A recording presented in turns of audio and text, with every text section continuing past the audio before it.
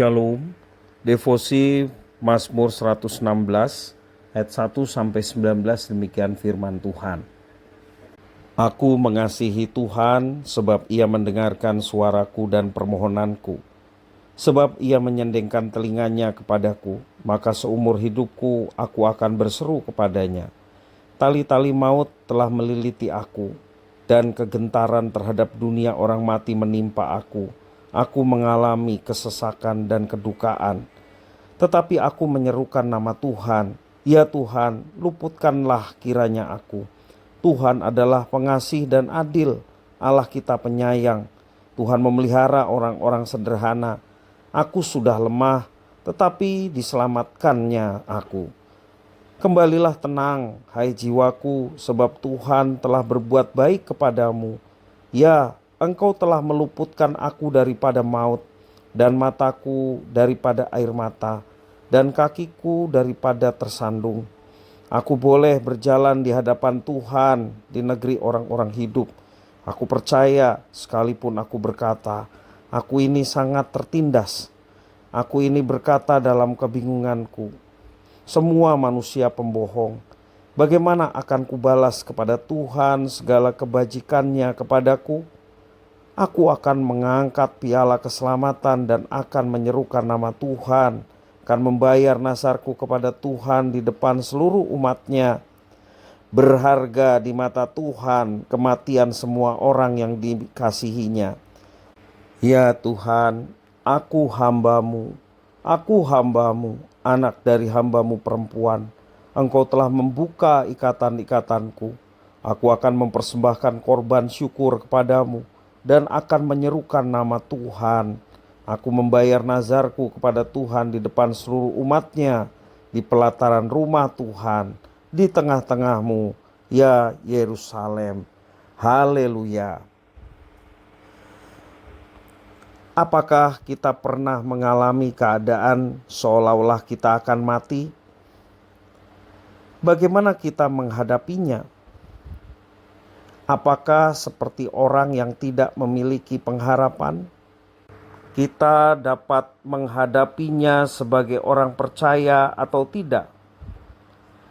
Kita dapat melihat orang-orang di sekitar kita atau hanya memandang kepada Tuhan? Pemazmur mengemukakan pengharapannya kepada Tuhan yang ia percayai bahwa ia mendengar doanya dan tahu tentang keadaannya.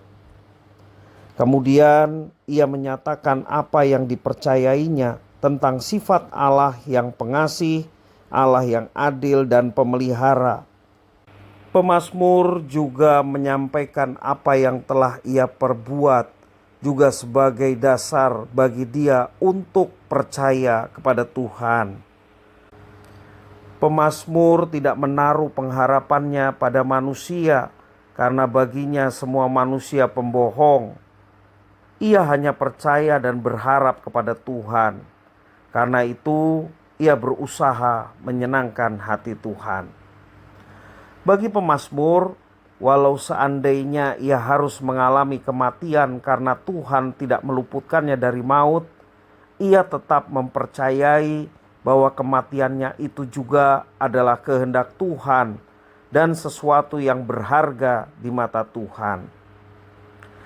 Fakta yang kita temui sampai dengan hari ini barangkali adalah apa yang disampaikan pemazmur hanya sebatas pengharapan kita kepada Tuhan dan biasanya hanya diucapkan di tengah-tengah suasana duka cita karena ada kematian seseorang, dengan mengutip ayat yang berbunyi, berharga di mata Tuhan kematian semua orang yang dikasihinya, ayat yang ke-15.